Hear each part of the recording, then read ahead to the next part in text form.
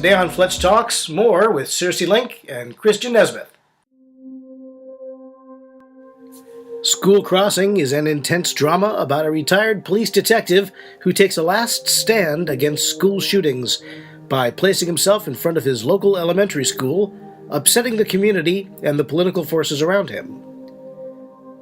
School Crossing not only asks the important questions, it offers real, workable solutions to the recurrent tragedy of school shootings. School Crossing, in paperback and for Kindle at Amazon.com. Or save 15% when you buy this or any other Fletcher Rhoden paperback from FletcherRhoden.com. Instigated a Kickstart program. Kickstarter.com. People that do crowdsourcing, what the first thing they need to know is if you don't already have a loyal fan base, your Kickstarter, your crowdsourcing is going to fail because strangers are not just going to give you money. And if you don't already have a supportive fan base to begin with, it's probably not going to succeed. I think that that's one of the things that people don't really understand about doing crowdsourcing.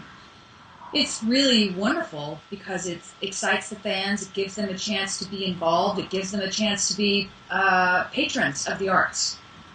We did, everybody over a certain level got a mention, actually got their name printed on the record, and the credits, and then a further higher level of pledge, they got executive producer status, which is great for some people that they really get to see their name and know that they got their hard-earned money, got to go towards something they really care about, and they got to have their name involved in it.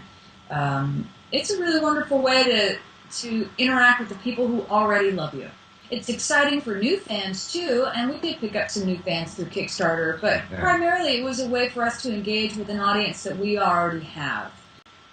Christian and I are really unusual in this, in the way that we write because we have a couple comfortable places that we go, but we also occasionally try and do things differently to keep it fresh. So most of the time, because I'm always hearing ideas, I will come up with a melody and a lyric, and I'll sing it from soup to nuts. I'll get it all nailed out, no question. I'll just make my melodies very solid. I'll make the lyrics very solid.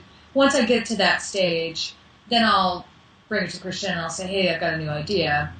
And he'll do his idea with chords. Sometimes we'll make changes. He'll say, oh, that melody's really great, but if you could just change this note right here, I can play this chord and it's going to be really cool. Yeah. Or he'll say, I don't feel it.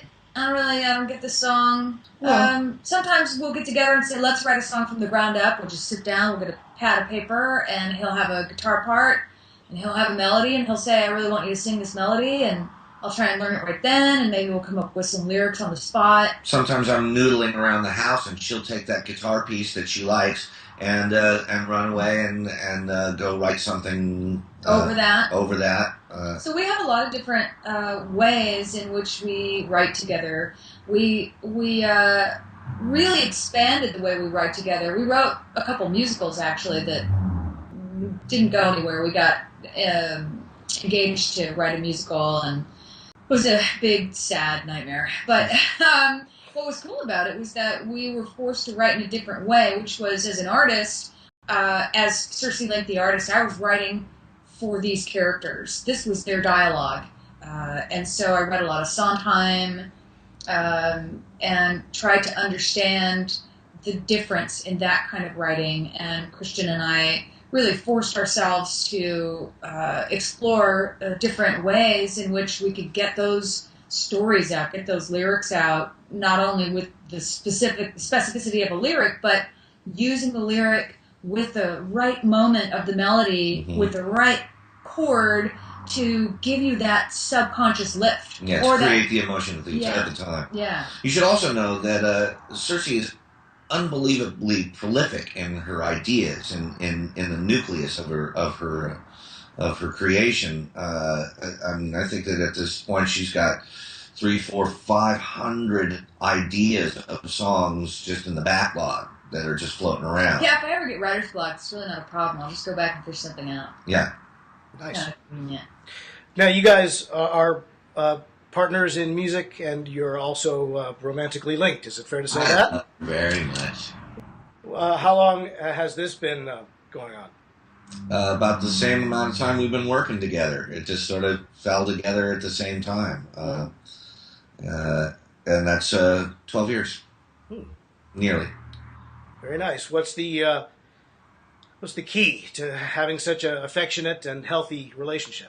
Don't be Captain Tennille. Oh. The key is respect and communication. And absolute honesty.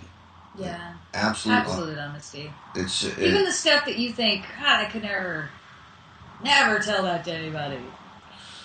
That's important. That honesty provides so much security and so much safety in the bond between the two people, between us anyway. Because, and there's also, we have two rules when we argue. And one is no name calling, period. You this, you that is out. That's not allowed. Not allowed. And the other is no threatening the relationship. Well, fine, I'll just break up with you.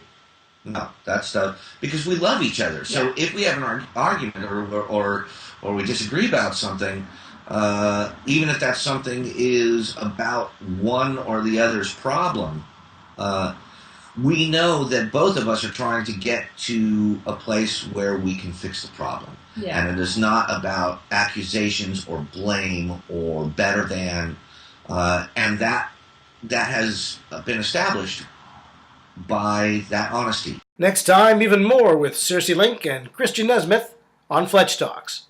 If you'd like to be a guest, send me an email. I'm Fletcher Rhoden.